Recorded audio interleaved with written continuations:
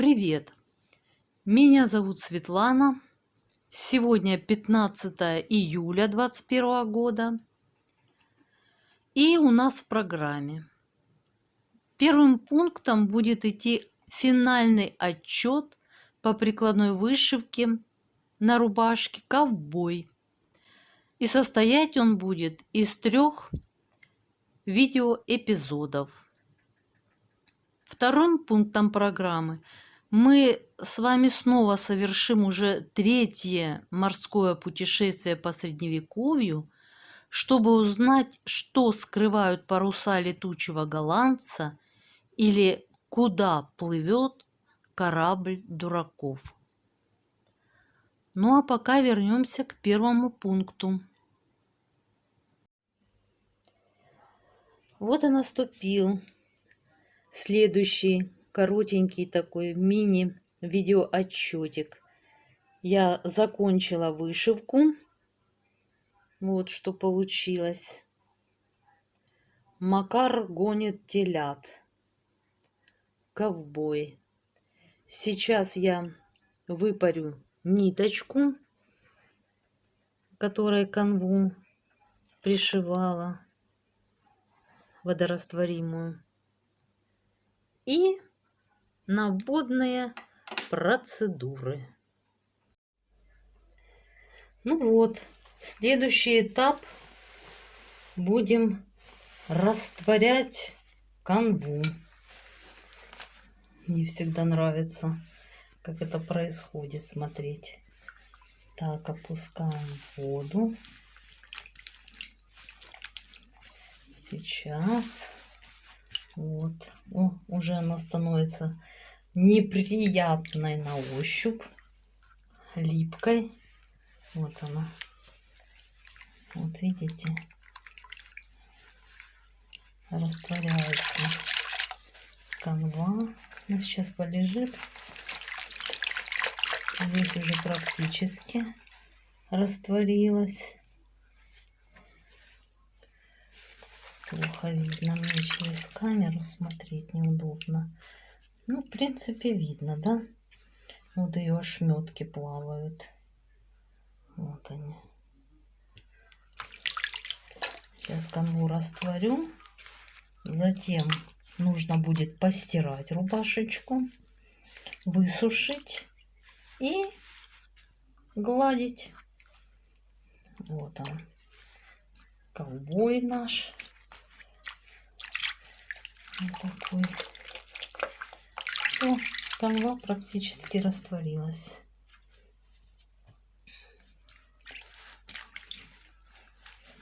Вот она. Такое гладкое, скользкое, неприятное. Все, в общем, ни одной рукой неудобно. Покажу потом результат. Вот и следующий отчетный эпизод. Финиш. Ура, ура!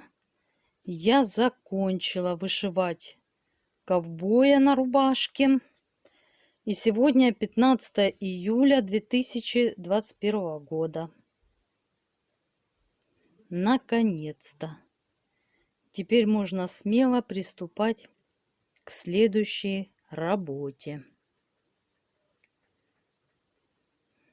Вот такой у нас получился ковбой. Так, фокусирует. Стараюсь не разговаривать, чтобы хорошо снять. А то у меня какие-то с этим делом проблемы все время.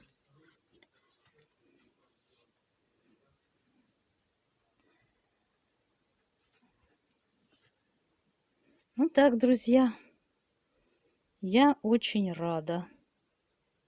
Мужу уже не терпится ее надеть и прогуляться. Ну, до следующего включения.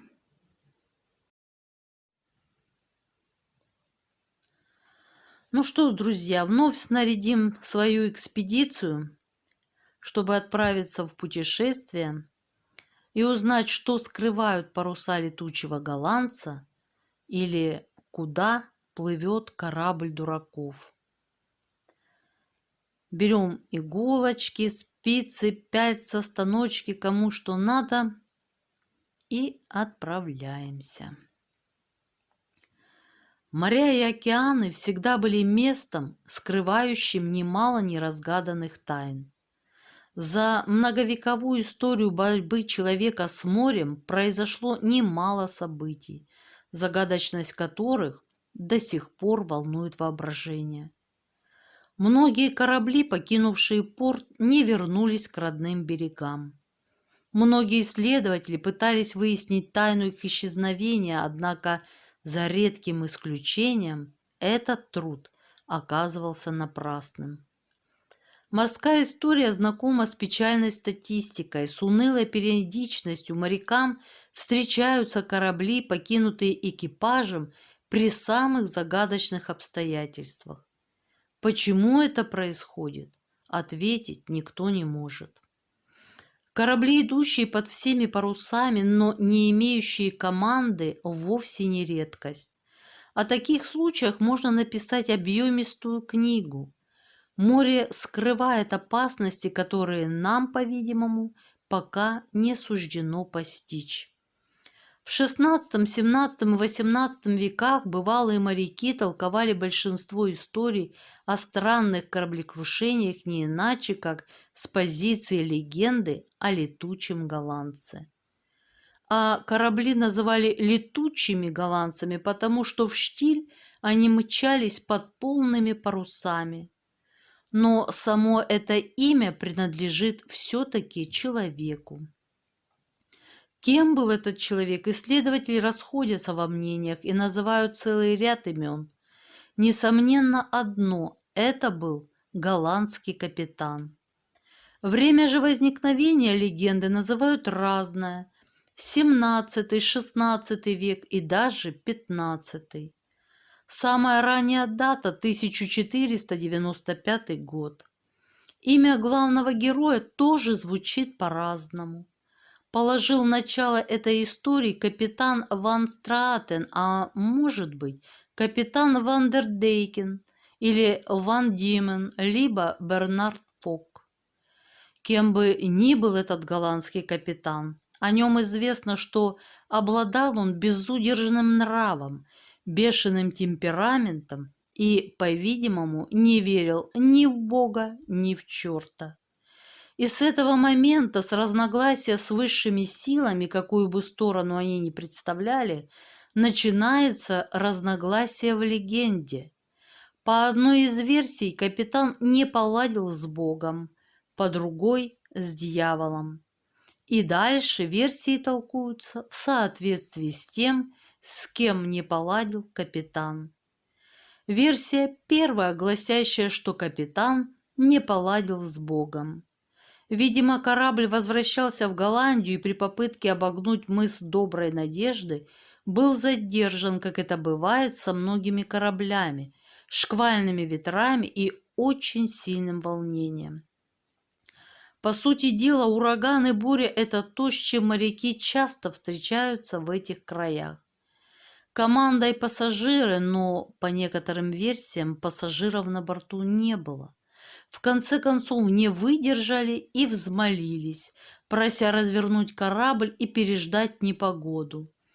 Капитан уперся до такой степени, что когда ему намекнули, что, видимо, Бог не хочет того, чтобы они прошли именно сейчас и именно здесь, разразился такой отчаянной божбой и, видимо, вложил в свои слова столько внутренней силы, столько эмоций, да еще и по прямому адресу, что был моментально услышан.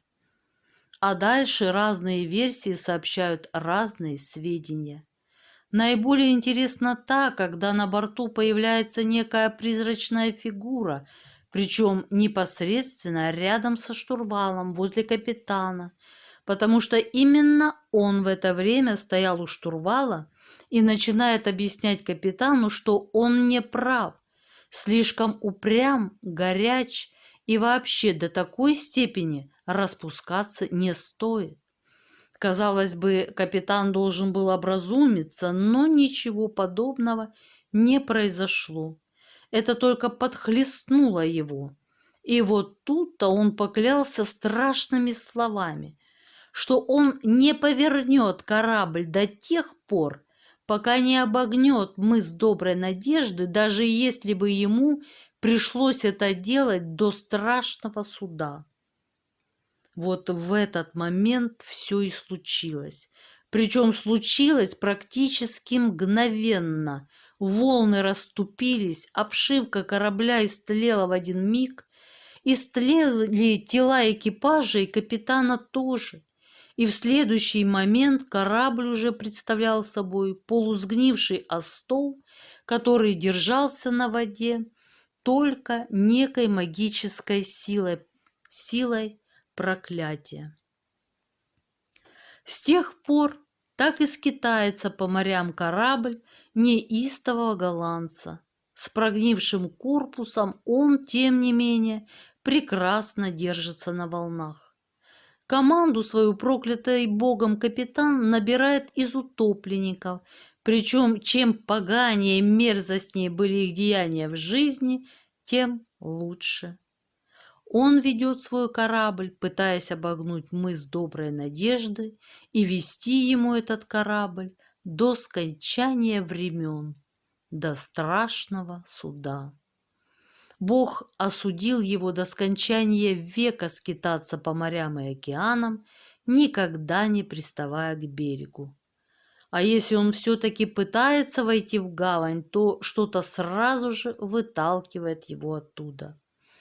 Ночью огни святого Эльма дрожат на его мачтах, днем лучи солнца просвечивают между ребрами шпангоутов, и паруса его всегда полны ветром, даже если на море штиль и другие корабли лежат в дрейфе. Он может попасться на пути кораблей и в шторм, и в штиль, показаться под утро из тумана, появиться далеко на горизонте, либо выскочить рядом прямо из глубин. Иной раз он появляется даже в солнечный день, и это, говорят, страшнее всего. Прямо по курсу замечают слабое радужное мерцание, как бы световой смерч. Он быстро приближается, уплотняется, становится видно, это призрачный корабль, который в брызгах пены переваливается с волны на волну. На расстоянии окрика он виден весь от мачт до ватерлинии. Старинная конструкция XVI века, по бортам облупившиеся деревянные украшения. А на гафеле болтается флаг, изорванный до того, что невозможно определить его национальную принадлежность. Версия вторая. Капитан заключает пакт с дьяволом и нарушает его. Для того, чтобы обогнуть мыс Доброй Надежды и вовремя попасть в порт назначения, Ван Страатен пообещал продать душу дьяволу, на чем и был моментально пойман. Только в версии сделки с дьяволом присутствуют некие подробности. Например, вечное скитание Ван Страатена может быть прекращено при некоторых условиях. И условие это совершенно дьявольское. Раз в 7 лет Ван Страатену позволено заходить в один из портов, и если в течение суток, которые ему разрешено будет находиться в акватории этого порта и, соответственно, в порту, он найдет женщину, которая полюбит его искренне и беззаветно, то проклятие может быть снято, он может прекратить свой вечный рейс. Но здесь-то и кроются откровенно дьявольские штучки, потому что условие это неприкрытая издевка и ничего больше. Найти искреннюю, честную женщину, которая полюбила бы за одни сутки такого человека, как Ван Страатен, практически невозможно. На крючок этой надежды дьявол обычно и ловит простаков. В версии сговора с дьяволом присутствует еще один любопытный момент, связанный с почтой. Встреча с летучим голландцем в море, как правило, в 90% случаев приводит к летальным последствиям для тех, кто его видит. Кроме одного единственного. Когда корабль Ван Страатена подходит к другому кораблю с просьбой принять почту. Это, пожалуй, единственное исключение.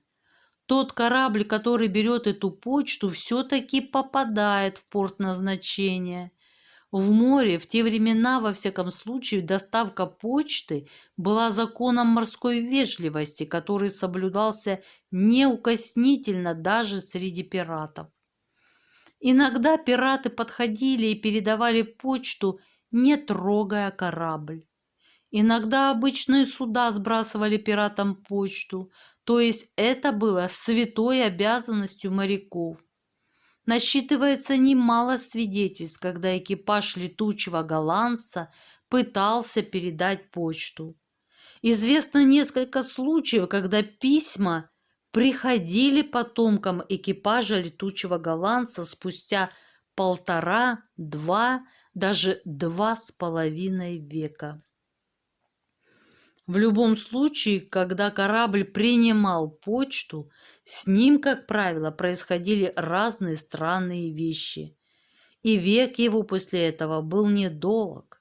Экипаж начинал болеть, люди гибли от несчастных случаев, но не сразу, а некоторое время спустя, по крайней мере, достаточное для того, чтобы доставить почту по назначению. Кстати, это тоже можно считать дьявольской уловкой. Кому доставлять почту спустя 1,5–2 века? Тем не менее, моряки летучего голландца пишут письма и отправляют почту. И именно этот факт позволил одному из американских исследователей аномальных явлений утверждать, что Ван Страатен со своим экипажем, возможно, попал в петлю времени. Члены экипажа не понимают, что с ними происходит. Просто каждый раз с ними повторяются одни и те же события. Поэтому, когда они пишут письма своим родным и близким, они все еще считают их живущими. Существует и более прозаическая легенда о происхождении летучего голландца. Она гласит, что команда на голландском торговом судне заболела страшной болезнью. Из страха, что она может быть занесена на берег, ни один порт не принимал судно. Согласно этой легенде, похожей на правду, корабль с умершими от болезни, отсутствия воды и пищи моряками до сих пор носится по морям и океанам. Встреча же с кораблем-призраком, прозванным летучим голландцем, грозит в лучшем случае несчастьем, но чаще смертью, что в варианте с потенциальной инфекцией выглядит пугающе правдоподобно. И в этом случае история летучего голландца обрастает массой подробностей. К ней обращаются очень многие люди, известны свидетельства. Происходит расслоение легенды, и все брошенные экипажами корабли почему-то начинают связываться с легендой о летучем голландце. Хотя нет сведений, что они встречали летучего голландца в море, а экипаж мог оставить судно по самым обыкновенным причинам, но, тем не менее, эти суда тоже называют летучими голландцами. Таких судов было зафиксировано огромное количество. Весьма авторитетные в мире морской статистики океанографы утверждают, что с момента освоения человеком искусства кораблестроения морская пучина поглотила около 1 миллиона кораблей. В 18–19 столетиях каждый год исчезало от 8 до 12 судов. Точнее, исчезали не корабли, а экипажи. Ни живых, ни мертвых моряков не было на этих судах. Конечно, можно заподозрить в сих злодеяниях морских пиратов, но против этого свидетельствует тот факт, что пища, питье, золото и даже самое большое сокровище ром оставались нетронутыми.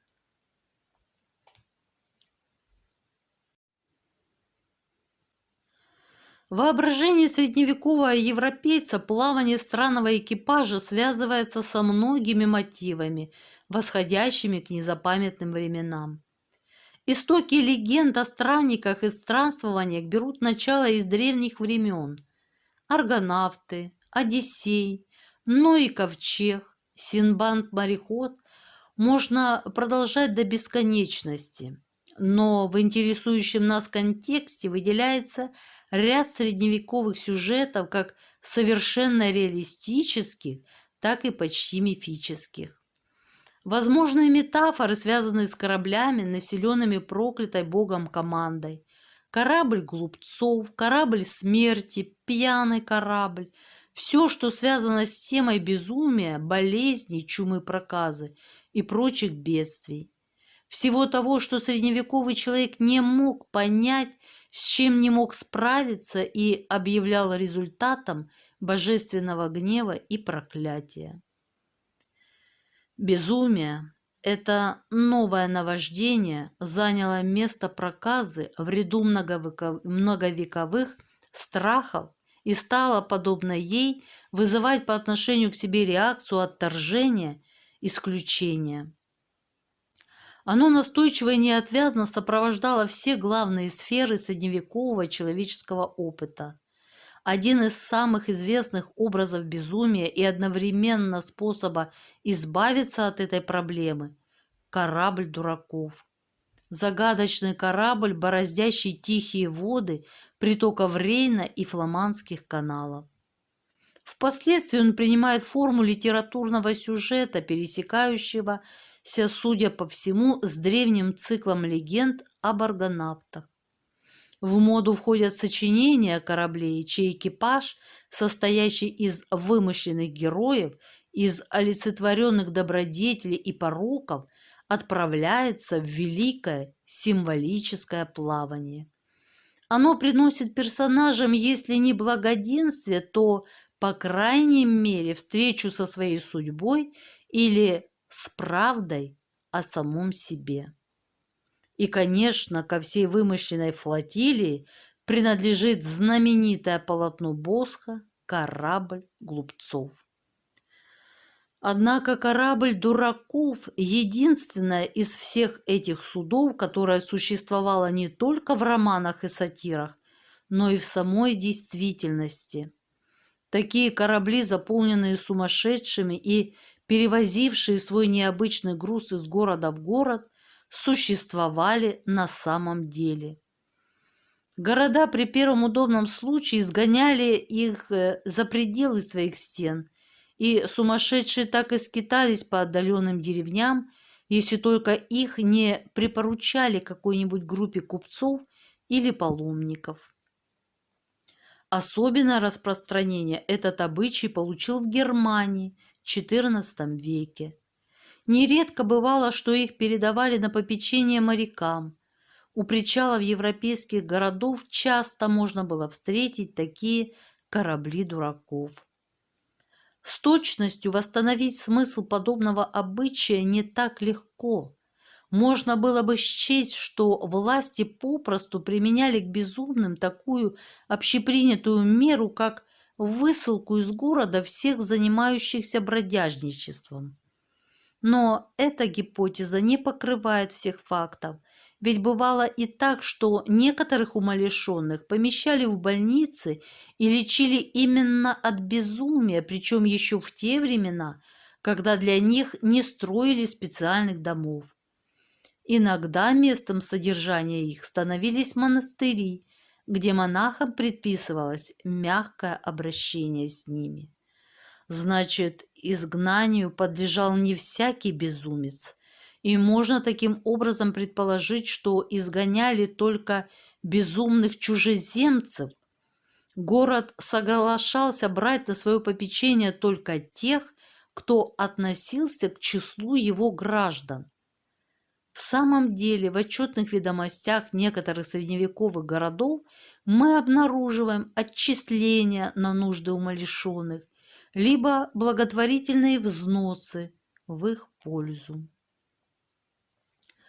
Корабль дураков символизирует собой ту тревогу и беспокойство, которые внезапно охватывают европейскую культуру в конце средних веков.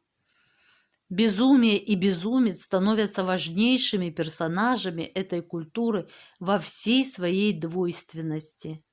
Они несут в себе и угрозу, и насмешку, и бессмыслицу мира, и ничтожество человека.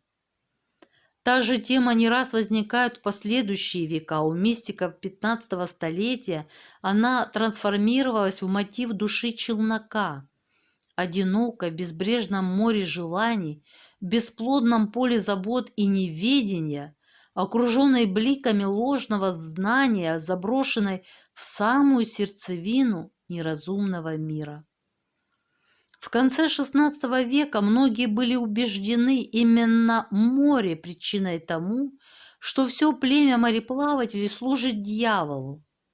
Неверная пашня, по которой, полагаясь лишь на звезды, ведут борозду корабли. Секреты моряков, передающиеся из уст в уста.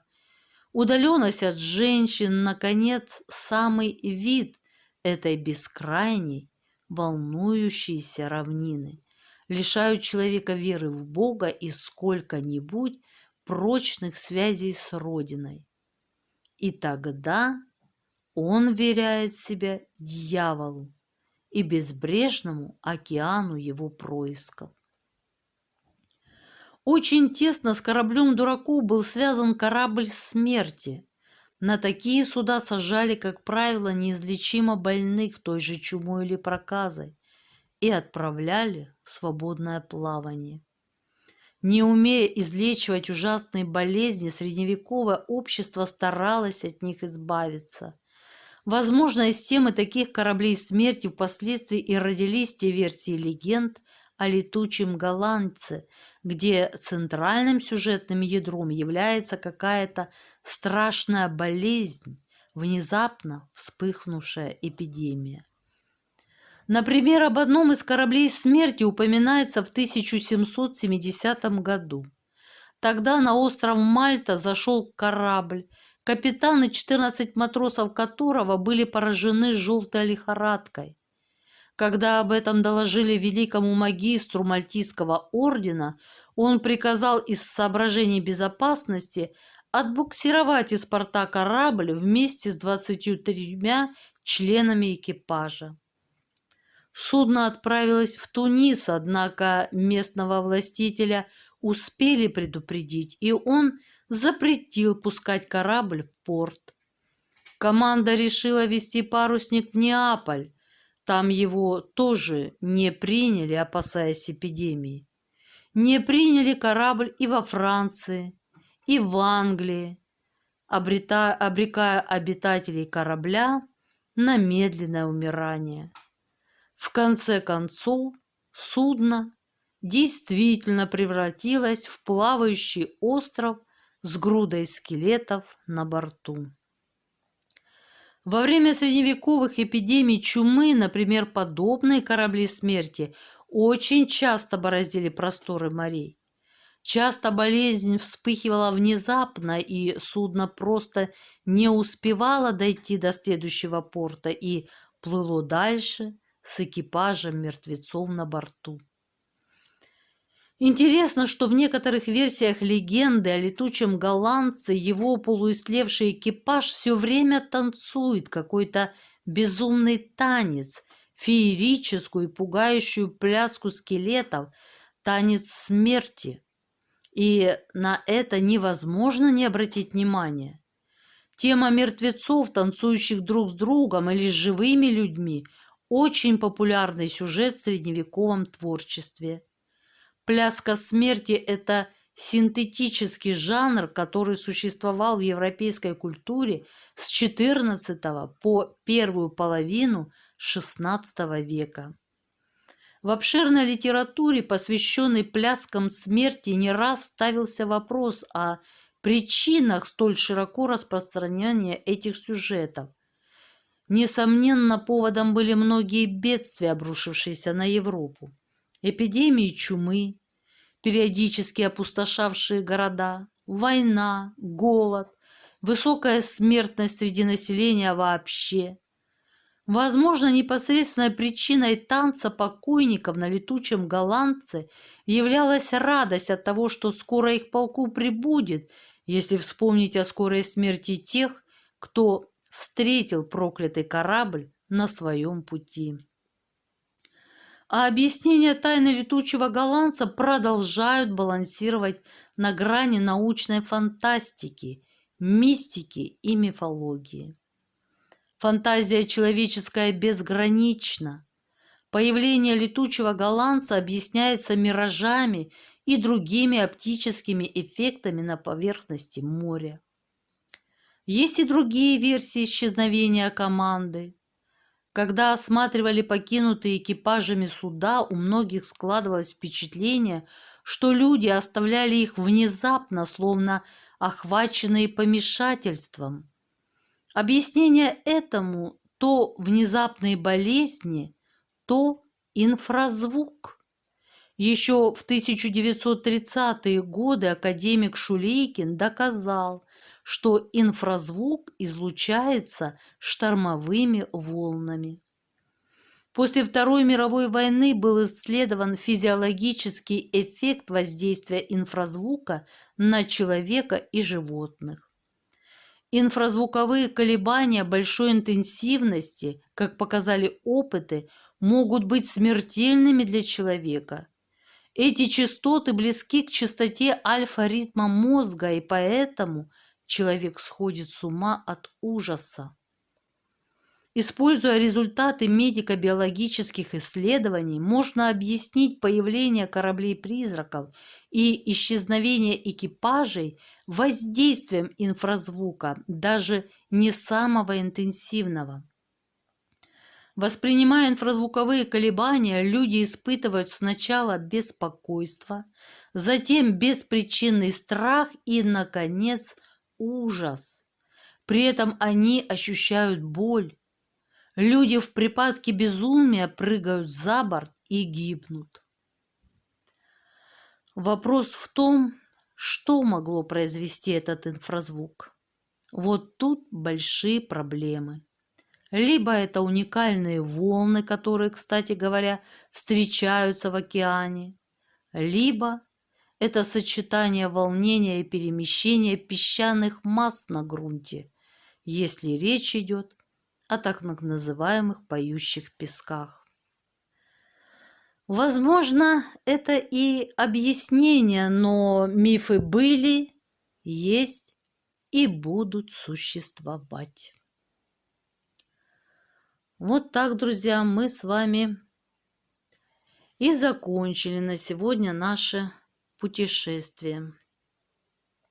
Ставьте лайки, дизлайки, пишите комментарии, мне очень интересно всегда ваше мнение.